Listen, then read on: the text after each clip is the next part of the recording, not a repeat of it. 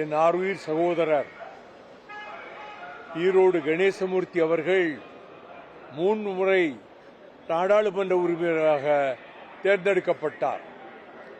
இம்முறை திமுகவிலே உறுப்பினரான சேர்ந்தால்தான் அங்கே இடம் கொடுக்க முடியும் என்ற நிலையில் வேண்டா வெறுப்பாகத்தான் அவர் உறுப்பினராக திமுகவிலே சேர்ந்த பிறகு அவர் நாடாளுமன்ற உறுப்பினரானார். இப்பொழுதும் அந்த திமுக உறுப்பினராக இருந்து கொண்டு வேறொரு பொறுப்புக்கு வர வேண்டும் என்றால் அதை ரிசைன் பண்ணிட்டு வர வேண்டும்.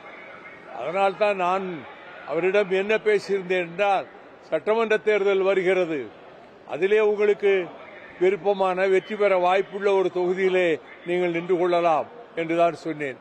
அவர் அதை பற்றி ஒண்ணுமில்லை, 2 சீட்டு கொடுத்தா கன்சிடர் பண்ணுங்க, 1 சீட்டுன்னா துரணிக்கட்டும் என்றுதான் கணேசமூர்த்தி அவர்கள் சொன்னார்கள்.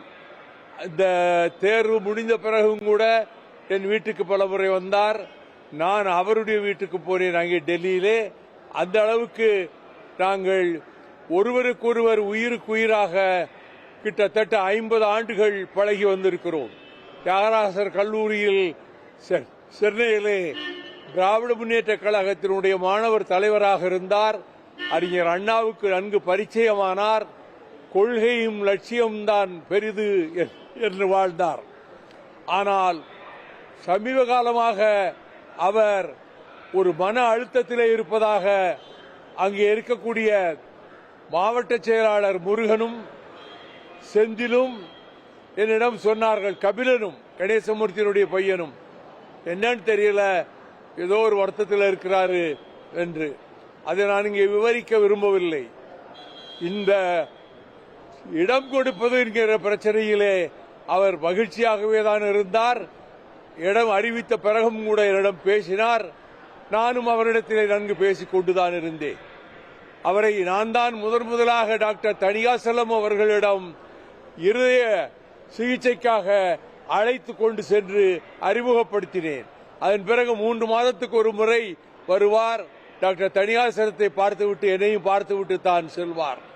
அவர் இன்னும் பல ஆண்டுகள் வாழ்ந்து திராவிட இயக்கத்துக்கு ஒரு பெரும் தூணாக திகழ வேண்டிய கொங்கு மண்டலத்தினுடைய சிங்கமாக திகழ்ந்த அவர் இப்படி ஒரு முடிவுக்கு வருவார் என்று நான் கனவிலும் நினைத்து பார்த்ததில்லை. அவ்வளவு பெரிய இடி தலையிலே விழுந்ததைப் போல அவர் இந்த இயக்கத்துக்கு பணியாற்றியிருக்கிறார், பொதுமக்களுக்கு பணியாற்றியிருக்கிறார், விவசாயிகளுக்காக கடுமையாக போராடி இருக்கிறார். மக்கள் நலனே தன்னுடைய கடமை என்று வாழ்ந்த கணேசமூர்த்தி அவர்கள் இப்படி ஒரு முடிவெடுப்பார் என்று நான் நினைக்கவே இல்லை. அவர் மறைந்தார் என்ற செய்தியை கேட்பதற்கு முன்பு மருந்து கொடுத்து விட்டார் என்று சொன்ன போதே எனக்கு உயிரெல்லாம் போய்விட்டது.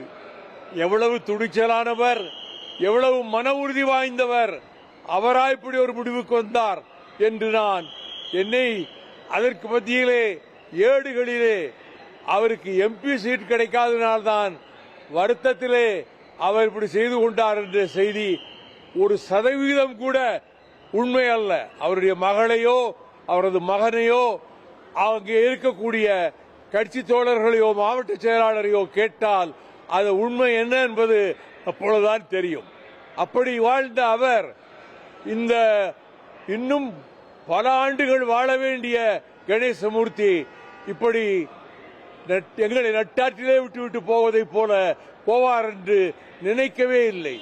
நானும் அவரும் சிறையிலே 19 மாத காலம் இருந்துவிட்டு நான் போட்டியிடவில்லை, அவருக்கு வாய்ப்பு கிடைக்கவில்லை என்ற போது அங்கே வெள்ளக்கோயில் பகுதியிலிருந்து 3 பஸ்களிலே வேலூர் சிறைச்சாலைக்கு வந்தார்கள். வந்து கண்ணீர் வடித்தார்கள் தோழர்கள்.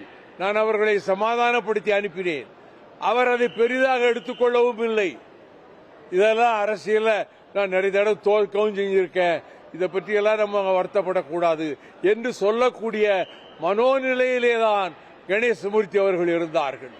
இன்றைக்கு அவர் மறைந்தார் என்ற செய்தி என்னால் தாங்கிக் கொள்ள முடியவில்லை. அவர் மருந்து குடித்தார் என்ற செய்தியவே தாங்கிக் கொள்ள முடியும். அவ்வளவு மன உறுதி வாய்ந்தவர், நெஞ்ச துணிவு கொண்டவர், எதை பற்றியும் கவலைப்படாதவர். இத்தனை ஆண்டுகள் இடையிலே எந்த பதவியும் இல்லை என்று அவர் கவலைப்பட்டதும் கிடையாது. அப்படிப்பட்ட கணேசமூர்த்தி அவர்கள் என்றைக்கும் திராவிட இயக்க சரித்திரத்தில் கொங்கு மண்டலத்திலே அழியா புகழோடு ஒரு நட்சத்திரமாக என்றைக்கும் திகழ்வார் என்பதை இந்த நேரத்திலே வேதனையோடு மறுமலர்ச்சி திராவிட முன்னேற்ற கழகத்தின் சார்பிலும், இளைஞர்கள் சார்பிலும், விவசாயிகள் சார்பிலும் அவருடைய மறைவுக்கு என்னுடைய ஆழ்ந்த இரங்கலை கண்ணீரோடு தெரிவித்துக் கொள்கிறேன்.